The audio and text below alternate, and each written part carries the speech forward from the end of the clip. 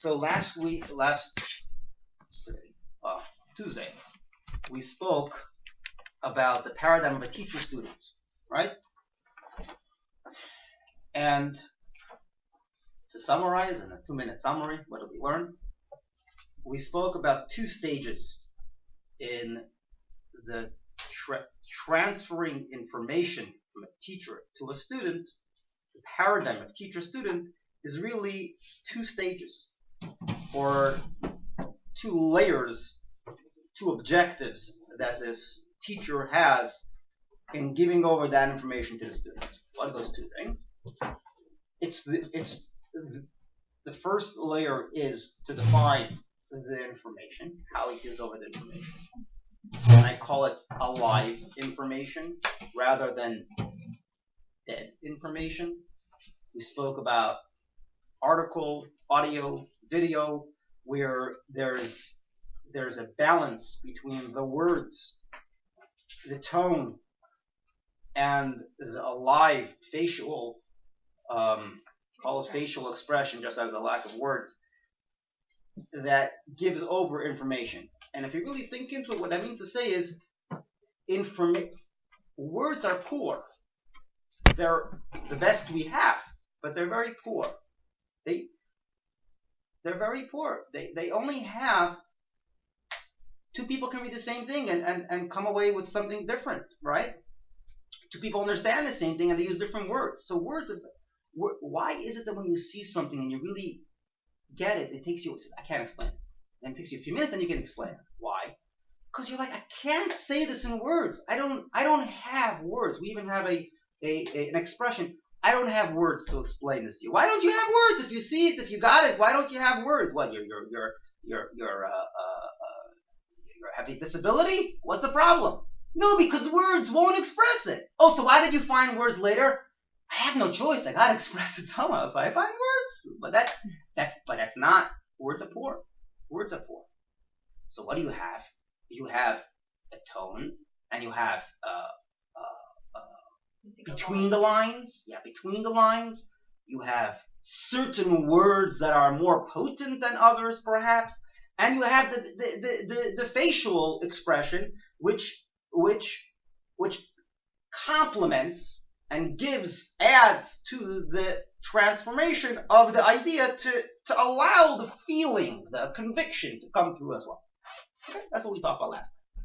So what do you have? You have phase one, alive information. I don't even count dead words. I don't count that as a stage. Dead words are dead words. That's a different story. Then it's dead words. Something else. An article is really something that's up to the student to get it. And we're going to talk today about students. See, because an article is really the teacher's not there. So how do you get it? That's what we're going to talk about today. How the student comes in. But what the teacher is two stages. Number one, the alive information. So he's giving more information. And number two, behind that, there's a mindset. Because it's the teacher himself, he's investing a way how to see things. We talk about the Rambam and the Rogatchover. Again, the same Rambam. The Rogatchover said he's a student of the Rambam. The Rambam lived 500 years before the Rogatchover. How can you be a student of the Rambam? What he meant to say is, I learned the Rambam. And again, the Rambam wasn't alive. So obviously there's a way how a student can tap into information even without the teacher being there. Obviously there's a quality within student in order to do that. And that's what we have to explain today. What is a student? Because a teacher can be a great teacher, but what's a student? What does it take to tap into that information? What is a student is the topic of today. So we had the two stages, which is nice. Great teacher. He invests himself. He takes the information and infuses it with life, and thereby also infusing himself within there, a way of thinking. There's a certain mindset behind each thought pattern. A composer, you can see who the composer is based on the songs, etc., etc. But now, what is the definition of student? So what's student? What's the relationship? How does the connection, obviously a connection it takes two to make a problem, right? It takes two also for any kind of engagement. So what's the word student? So I believe there are two opposite definitions that many people have for the word student, and there's a third definition which is the accurate definition that has within it both of the common understood qualities within student. And let's go through that. So the word student implies listening. So many people just call it the act of listening. I call it spoon-fed, babysitter. That's obviously not what a student is. A student is just listening. A student is an intellectual engagement where there's a proactive behavior of the student. It can't just be passive listening, accepting, being there. It comes. It's just happening. That's simply not true. But we are highlighting a virtue of listening. Why don't we just call the student companion? Why don't we call student teacher in the sense of two wise people? Why don't we refer to it as listen? We're implying a quality of listening. Why? Why are we highlighting that virtue? It's a question. If, and it's true, that we need an active engagement, we need to apply ourselves. A student is not being spoon-fed like a child who you just sit there with your mouth open and the food comes in. That's not how we absorb information. A student is a smart person. And there's a quality for a student. There's a prerequisite for a student to be called student. Not everyone can be called with the word student. Anybody can be spoon-fed as long as they're human. A student means to say you have a head on your shoulders and you're proactively engaged and absorbing the information and challenging it. How can you be called accepting if you're expected to challenge? Challenge is the opposite quality of accepting. Challenge means I also have what to say. I also think, I also have a way how to see and understand and absorb information, and I will challenge. You can't absorb something if you're just going to listen. There's no such thing. You have to challenge it to get it. So 1 second. That's an opposite quality. You're highlighting a quality of listening, passiveness, in a sense, when at the same time, I'm expected to engage. I'm expected to challenge. I'm expected to internalize. I'm expected to absorb, to digest. These are opposite qualities. So what's a student? And really, this is a problem with every student-teacher relationship. To get this right is extremely challenging. You have this in the classrooms all the time. You have this in every setting. You're a wise guy for asking that question. Why a wise guy? I'm supposed to ask a question, no? Why are you calling me wise guy? Don't just sit there. Ask. I just asked you call me wise guy. I'm sitting there, you told me don't just sit there. Make up your mind. What do you want from me? Right? Two opposites. Some teachers will say, it's too quiet. Ask. Come on, I don't see you getting it. But then the second before, they were asking and you told them, wise guy, sit down, just listen. Make up your mind. What do you want? Are you playing with what you're comfortable with? You're manipulating? There's obviously a system or a pattern or a way how information is passed over. But it seems that something is not understood here in this concept, idea called student. And it's not just student. In Hebrew, the word Talmid Chacham. Right? Anybody heard the word Talmid Chacham? Talmid Chacham is usually referred to as sage. But you ever pay attention to the word Talmid Chacham? Talmid means student, and Chacham means smart man. Why don't you just call him Chacham? Why are you calling him Talmid Chacham? He's already a teacher. Talmid Chacham. Why Talmid? Call him Chacham. Because we're always a student. But he's giving. It doesn't make sense. He's already on the giving side, and you're calling him student. What's going on here? There's a conundrum in the word student. Giving, accepting, proactively challenging, passively listening. What is a student? What's the word student? It's not simple to be a student. It's a high quality. It's an amazing quality. What is the word student? In Hebrew, there's the word talmid mubhak. Talmid mubhak means there's a student and there's a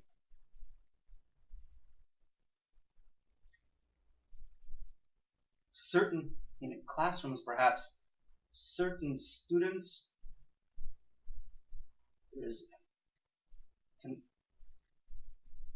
Talmid mubhak, how would you translate Talmid mubhak? The teacher, many times a teacher has a successor eventually, a teacher of I don't mean a teacher of an idea, of a way of thinking, who's introducing, let's say a certain thought pattern. So there's gonna be a successor eventually for that teacher, and there's gonna be one student who the teacher's gonna say, he's my student. He got me. He is me. That's the successor, right? That's like a Talmid mubhak. He got it, right? A student is, and obviously that student was already a teacher. Mubhak. Debek is blue. Right. Is that So what you're saying? Well, it comes perhaps mubhak is mubhak. It's like he connected. He stuck to that teacher, if you wish. He stuck. I don't know if there's an English really. I don't know if there's a real English. Like attached. It's like Yeah, but is there a terminology like that in? It's sort of like in education. Oh, like yeah, protege. That probably would be it. What did you say? Yeah. Protege. The student who's like his student, right? Like yeah, that's probably the best. Apprentice. The one who's like the apprentice who eventually turns into yeah. So what is a student? So what is it? What is it that we see? Give me one description that's going to have the balance of both together. What can be a proper, accurate description? It's a beautiful thing. We actually have it in our own life, in the teacher's mind. It's not only a description on a student teacher, it's a description on knowledge. When a person thinks, there's a moment of reflection. When a person is trying to tap into a new thought, there's a moment of silence and then you get it. One second, I'm thinking. 1 second. Got it. What's this 1 second? You stop. In Kabbalah terms, it's the person blanketed. Everything stopped. It's really, there's a Hebrew term called bittul, which means to say an absence of self. And chachma, which is knowledge, seems to be an implication of the ultimate self. In Kabbalah, bittul is referred to chachma. That's two opposites. Why absence and terminology, a term which describes absence of self, to describe the ultimate self of chachma? Chachma, koach ma. Chachma, the word chachma in Hebrew is koach ma. What is it? Strength. No, we're saying koach ma. Ma, what is it? It's actually, this ma is what? Koach means a strength. What strength is it? What do you mean, what strength? Yeah, because that's what chachma is. Chachma is what? What? I'm hungry. What? Tell me. What? What? What? That's the only way you can get something. So you want to know what the description of a Talmid is? Hungry. When a person is hungry, thirsty for something, they ask. That's a different question. It's not challenging. It's asking to know. A wise guy thinks he knows, and he's asking, and that's why it's called a challenge. Smart man always recognizes there's something he doesn't know, and he's always learning.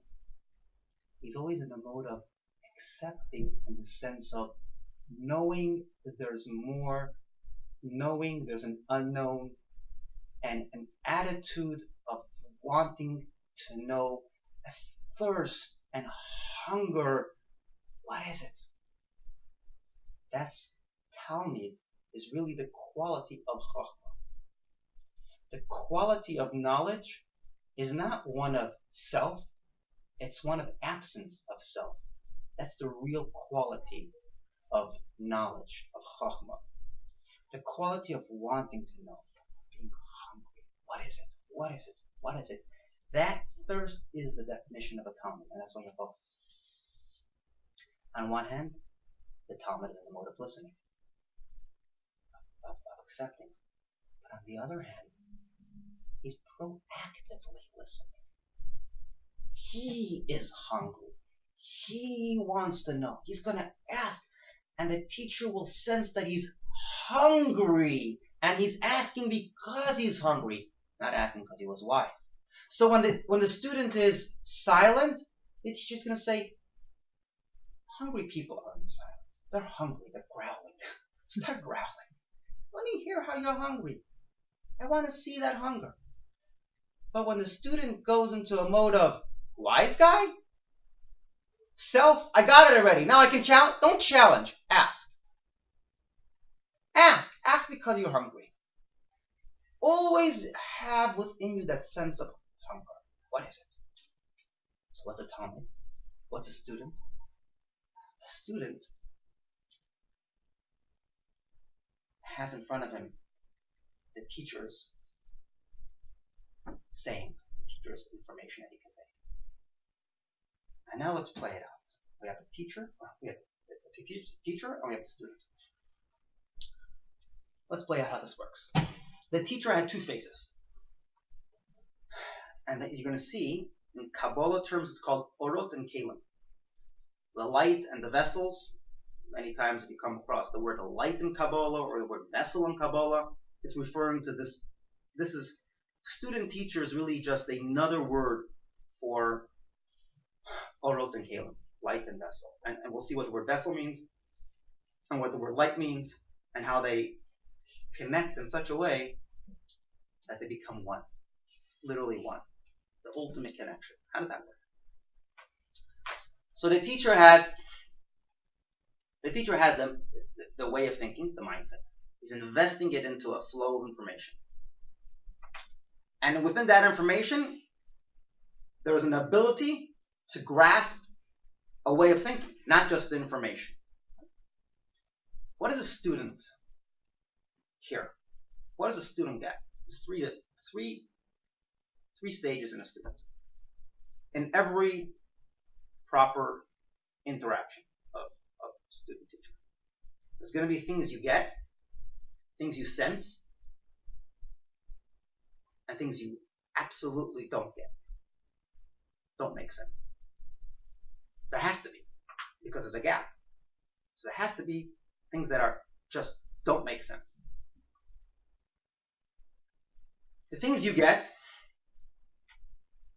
are because the teacher, there has to be something you get. If you don't get anything, as in get it, then the teacher didn't do a good job. Because a job of the teacher is to have that flow of information, to have it come down within a kernel, and when the student gets, he's now eating slowly the nutrients within the food, and he's going to be able to absorb it, ask. Now, once he gets something, he can ask. He has what to ask. He has information, what to build on, and start asking on a new thought pattern. I walk into a doctor's office. I have no clue how the organs of the body work. I never went to medical school. I don't really understand the dynamics of how it works. But I have a car, and I know I have to have it tuned up, right? What do you do? So when I go to the doctor, what do they do? They tell me, look, you need a checkup. So what's a checkup? It's like a tune-up. Oh, I got it. You go to the dentist. He says, you need to have every 6 months, you need to have why do I have a checkup? Don't you have a tune-up? Oh, I got it. Did I really get? No, I didn't really get it. But I have a beginning.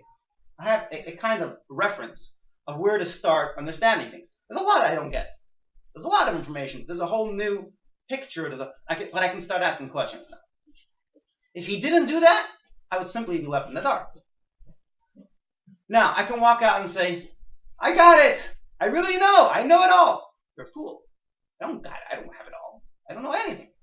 Well, I have something. I have a beginning point, right? So there has to be something you get. But at the same time, a smart person, if I'm hungry to really understand how it works, I'd start asking questions. And he would start giving me a little bit more information. And even before I ask questions, I sense there's something more. I right away sense certain things. And the word is sense. Or you can say I smell something. Right? What does it mean I smell something? There's a term of smelling and there's a term of eating. You know this in smelling and eating? Also in Kabbalah is brought down. Food, you digest, you get it. Smell is deeper. When you smell something, will you sense to wake someone up from a faint? Smell is even deeper than a person. You smell something means I'm digging deeper. Depth of the air. I'm smelling something beyond. I'm smelling something. In the teacher-student, the teacher has to eat. The student has to eat. He has to eat. Okay. If you don't eat, you're not alive. He has to eat something. Then you have to give him a sense to smell something too. If he won't smell something, he won't grow. If you're going to dilute it in a way that he's just going to eat and he's going to leave feeling 100% full, he didn't teach you. You have to leave him with a sense of not knowing something. And he has to smell. And then it's up to the student's hunger.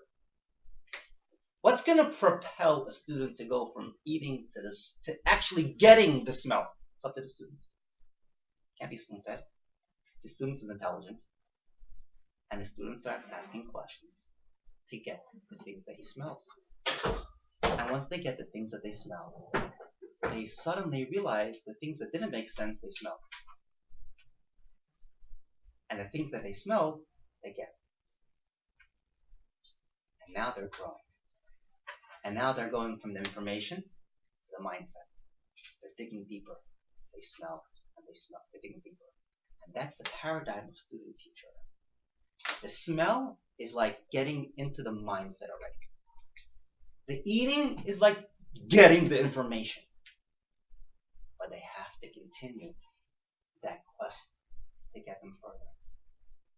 Yeah. Just a question. So, how would you characterize sort of determining a baseline of knowledge for the student? Is that something that you see is the responsibility of both the student and the teacher? Because if you're starting way up here and they don't even have like a basic background. Yeah.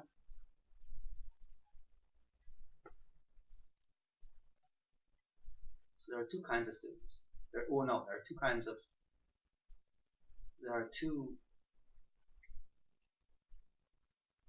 paradigms of giving over information. I gave the example of apples and oranges a while ago. Do you recall this? I'll remind you. So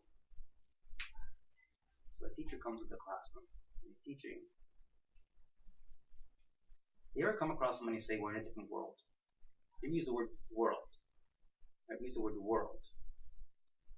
Totally different world, I think. You know, when you talk to someone and all you could talk about is weather. What's the weather? What's the weather? What's the weather? What's the weather? Come on, you know, nothing else you can talk about. No, I can't. I have no one to talk to, so I talk about the weather, right? But what does it mean that I feel like I'm in a different world, right? So there's two kinds of people. There's one person, I can right away talk to them, because I feel like we have a lot in common, so I can talk to them right away about whatever I want to talk about. I feel like I can talk to someone. There's another person, like, who has zero background. I feel like I'm in a different world. So I can, what's the weather? What's the weather? So what do you do? How do you bridge that seemingly impossible gap to bridge? We're in a different world. Different worlds. How can you bridge it? Bring a spaceship. What are you going to do? We're in different worlds. Oh. So there's an example that I gave of a teacher and a student teaching math. Most students have somewhere where you can start. 1 + 1 is 2 at 30 minutes. So you can start. So eventually you give them examples within math. They're in the same world. They're in a world of logic. When you're in a world of logic, you have what to build on, and you can continue teaching and look at it. That's one paradigm, if you wish. Simply, it's a paradigm. There are two worlds. This is one world. We're in the same world. So I have what to base it on, right? But then there's another world. Student is a child. Children, you know how they define their world? You ask a child, tomorrow I'll give you today. Tomorrow, today. Tell a child, if you do this, this is going to happen, and then that's going to happen, and then you should also know that's also going to happen. If I touch it, it's here. If I feel it, it's here. If I see it, it's here. Smelling it, maybe. Understanding it, and that's why it exists, and that's why it's going to happen. A little child, a child who plays with toys on the floor, 2-year-old. How do you introduce them to logic? How do you bring them? 1 + 1 is 2. Tell him. He's going to tell you, give me a lollipop. How do you start with logic? I'll give an example. Teacher comes in the classroom.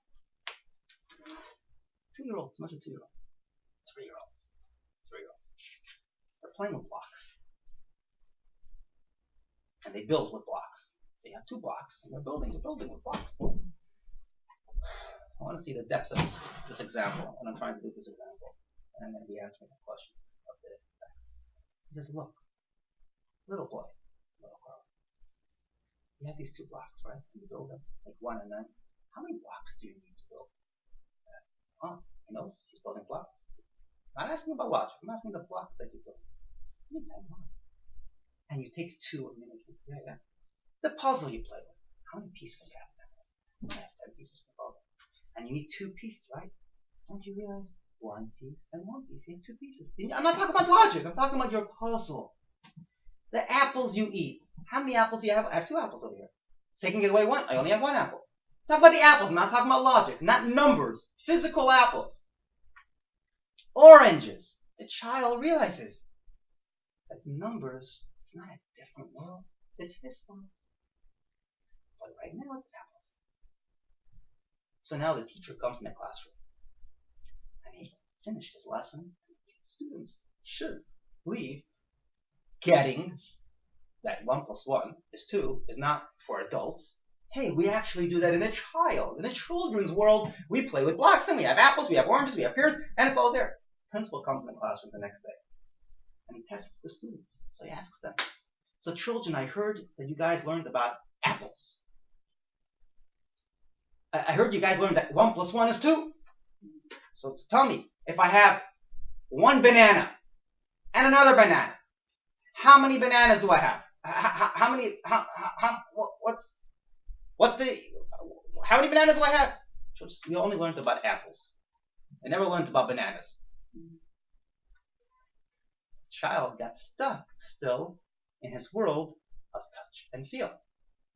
He wasn't yet able to grow out of it and apply the 1 + 1, the equation behind apples and behind oranges and behind this whole world. He didn't yet tap into the mindset. He was stuck with the picture. In areas where there's a different world, you have to find an example in the child's world, in the other world. What did I do when I went to the doctor? He tells me tune-up. What did he do? He showed me how I have the same system, tune-up. Call it body, call it dentist, call it whatever you want. It's the same thing. Don't worry about it. I'm doing the same thing you do. Is it the same thing? No, but he's giving me an area that's my world where I can now see his world and my world are not different. He's not speaking Chinese. He's actually speaking my language.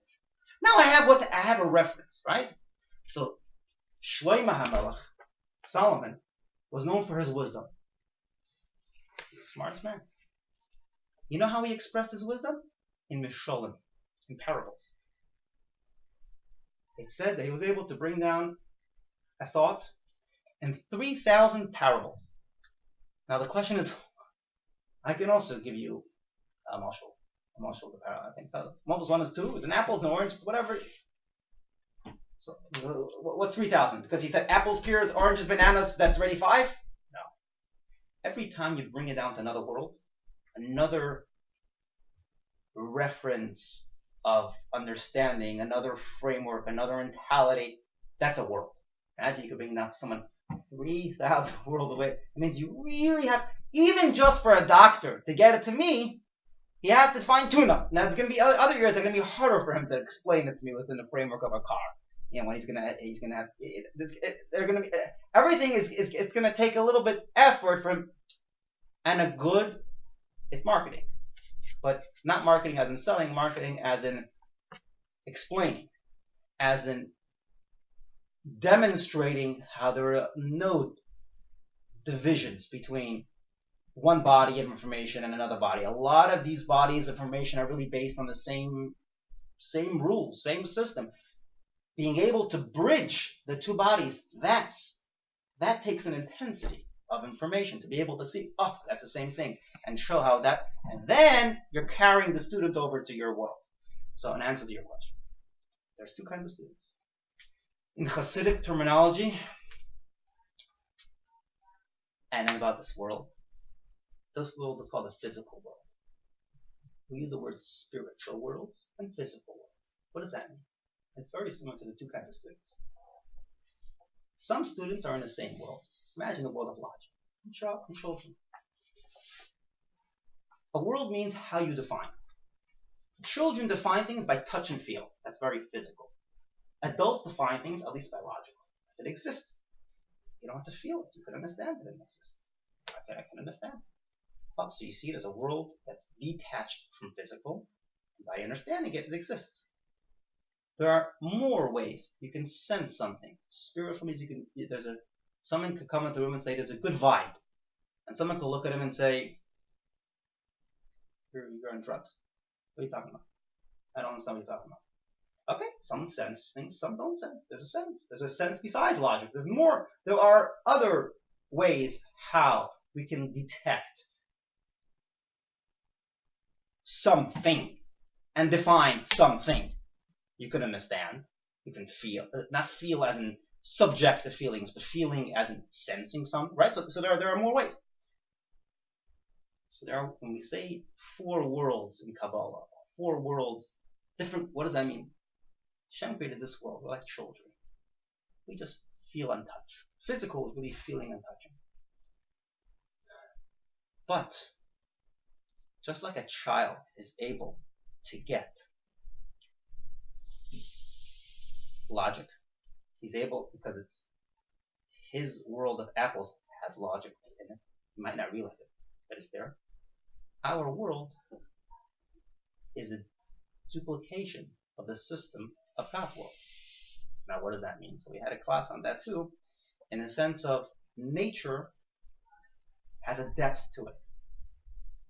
And that's what we're going to get in the student. Student, there could be 2 kinds of students. One student who exists in the world. Let's take the student teacher to us and nature. And this is where we're going to get to right now. Now that we have student teacher, we can get into student nature, student God, nature world. That's where we're leading to right now, right? And that's probably where your question was geared to as well, right? And that's what we're getting to. Now we can start saying, hey, me as a student, if I'm very hungry, what can I detect? What can I start seeing? Where can I start? Where is that framework that I can start with as a student of God, as a student of nature? Nature is me, right? I'm like the child with the toys.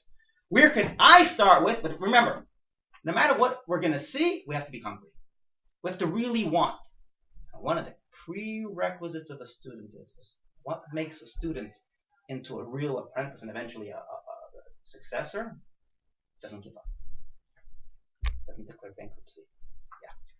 I based on what I've seen in public education, I've taught first grades for many years, and what I seem to see, and I've also taught higher grades, is that it seems to me, and I'm interested in what you think about this, that all children are naturally hungry and naturally curious, and something happens along the way. Something happens along the way, and they stop being hungry. They stop being curious, and it seems to me the ones who remain the most curious. And this seems, I mean, it doesn't necessarily conflict with what you're saying about what a student teacher is. You said something on Tuesday that kind of struck me. You said that the teacher is trying to basically replicate, the teacher's mindset in the student, and what I'm wondering is, like, for example, some of the most successful teachers that I've seen of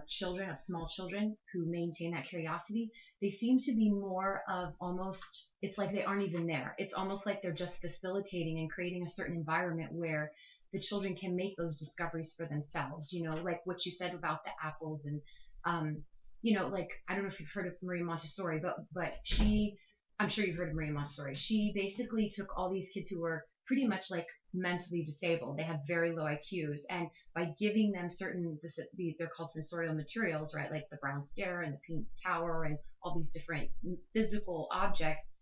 She was able to take these kids, and she didn't do it herself. It's not like she sat there and taught them, do this, do that. Like, she just basically kind of threw out a couple of questions, and then the kids like took these materials and they were able to organize them, and then through that connection with the physical object and the own question in their own mind, they eventually developed an IQ that was like normal.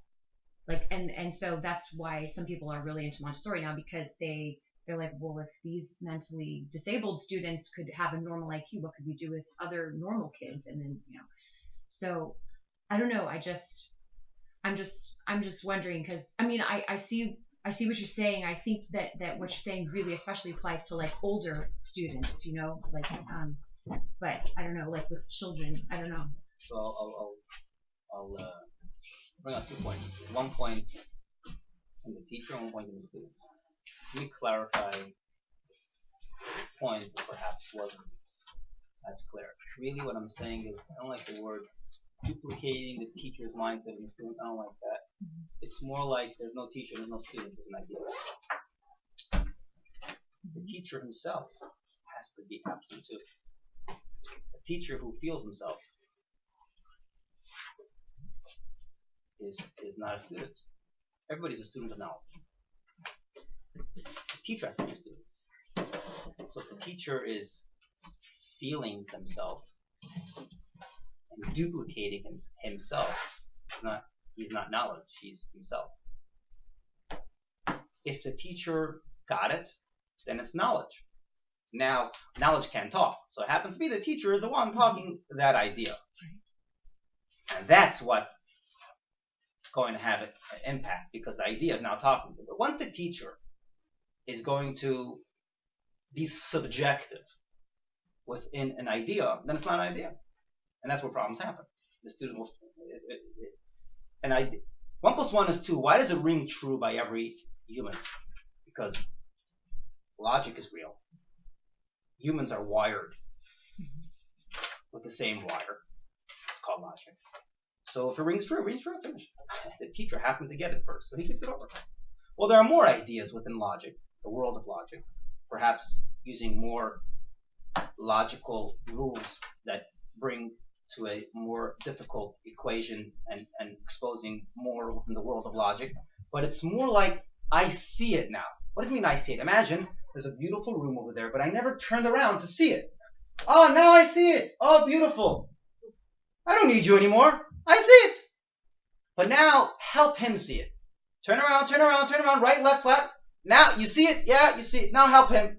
Everybody sees it. It's not the teacher. If the teacher can say, that's my room, no one go in. Silly. It's a room for everyone to see. It's not yours.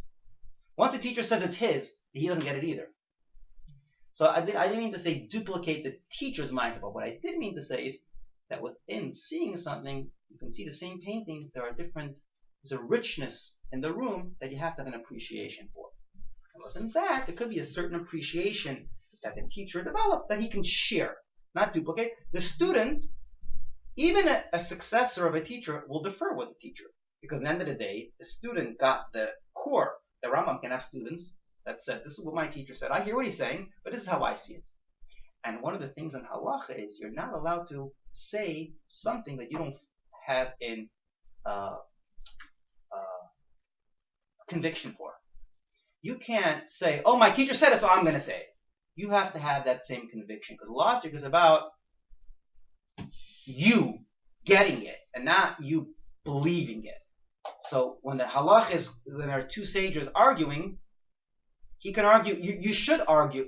If you came to a position where this is how it sits with you, well, then that's how you have to say. At the Sanhedrin, when they had 72 Sanhedrin, they had to vote.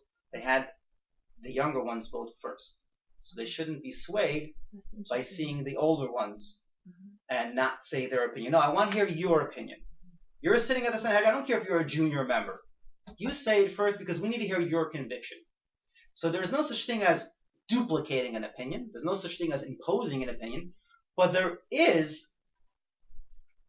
this is another discussion of how you share knowledge, which is really what we're saying over here is because the student is hungry, he's taking the core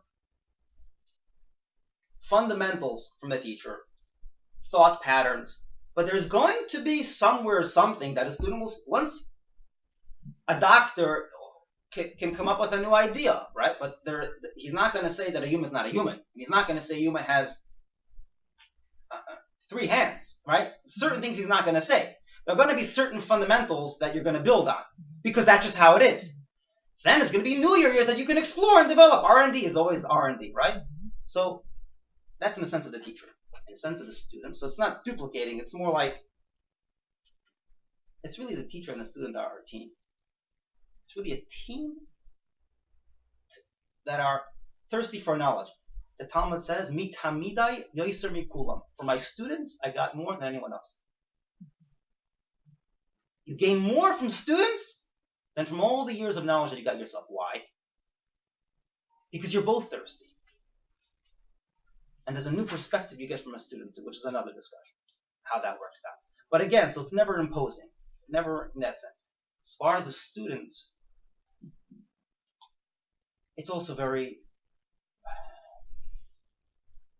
Adam para Adam Yivalid. Talmud says, Radan and Torah, a person is born wild. A person is not born to be tamed and mature. A person is born with a wild nature. So it just means like that, which is primitive. If you take a tree and you let it grow wild, it'll be wild. If you take a bush and you don't cut the grass and you don't maintain it, trim it, it's just not going to grow. There's a need for a teacher. Just to grow wild is not. At the same time, you have to recognize that certain grasses and whatever need different vitamins and maybe more sunlight, less sunlight, whatever may be, more freedom, less freedom. Yeah, that's true. But never to say, oh, just let them grow. There's a concept out there. Just let my child get it on his own or her own. They're not going to get it. Because a person is inclined just to be a free person and just to be perhaps smoke it up and that's it. Why should I in the 60s that was the way, right? Why should I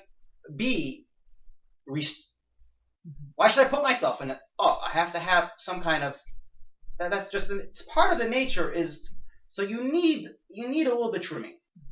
And trimming hurts. Trimming hurts. So just because it hurts, it doesn't mean it's not good. Perhaps it is good. And many times it is good. So that's a little bit where the idea of just let them get it on their own is not 100% true, right? And it probably applies for younger and older as well.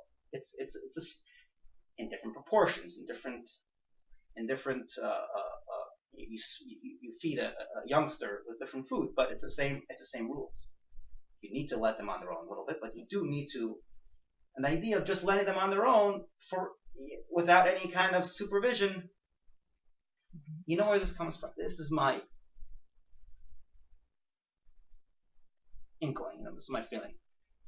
Perhaps the system has been so systemized and standardized to an extreme without any room for individual expression that it's like a breath of fresh air that you suddenly have this concept of where a child means something, but they're going to the other extreme. And that's not good either. They're almost, many times, this idea of letting a child express themselves could go to an extreme. So then if they don't want math, I won't teach them logical ideas. Let them just be, no, you need to have a balance of other things too. You can't go to an extreme and say, oh, the child doesn't like math, so we're not going to teach them math.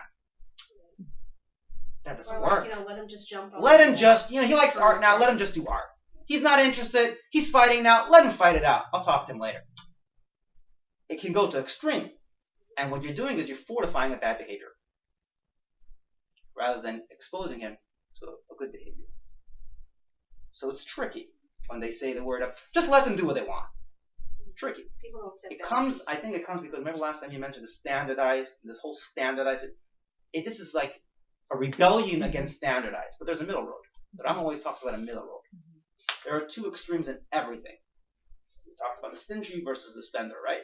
There's a middle road. I think there's a shift now because of we're repulsive in a sense. We're allergic to standardized mishigas. So there's an extreme the other way. But Judaism always had a middle road. We sat in Beis Medrash. When I sat in yeshiva, I had a class for an hour and I had chabrusa for an hour. So I had my time of a teacher, and I had time to reflect on it. And I had a chabrusa, a companion, and we discussed the Gemara. Yeah, on our own. We had a shul ameshiv. We had someone who's sitting at a desk who can answer questions, who we can go to and ask questions. So that's similar to giving individual space. It's not a novel idea from today. This has been going on for 2,000 years in the Beis Medrash. This is how we learned Gemara for 2,000 years. There's a teacher, but the student has a life of his own. You don't impose upon him classes the whole day. You do have 45 minutes an hour that you're sitting and listening to a class, and you're glued to that class. At that moment, when I listened to the class, I would write notes. I would review them because I know we had a proper class once a week. Proper class means to say without the books, just giving over an idea. And we would write notes, and we would review it. And then we had time to review. We look over the mafarshim, the sources, all on our own. So there's a comp, and then we would ask questions. We would know what to ask. But that didn't happen until you're ready for it. You don't learn on your own until you're ready to learn on your own. It'll be a gradual shift between time on your own, time with your teacher. It's not a novel idea to let a child go, but it could be abusive when you give too much freedom. We talk about the yes and the no. There needs to be a no to have a proper yes, and that's what we're getting to over here. We started off with the no and yes a little while, class 6 and 7. We talked about the no and the yes in life, and now we're getting to the student-teacher, and now we're going to get to how that relates to in nature. And that's what we're going to get into the next class, how the student can now get the same yes and no with the nature in the sense of God. The sense of seeing God in nature. No, it's only no. Nature is no. Nature is no. But we can see how you can get to something you get. He gave us something, let us send something. Same thing. Hashem and nature is really a teacher and student. Nature has within it certain things we get.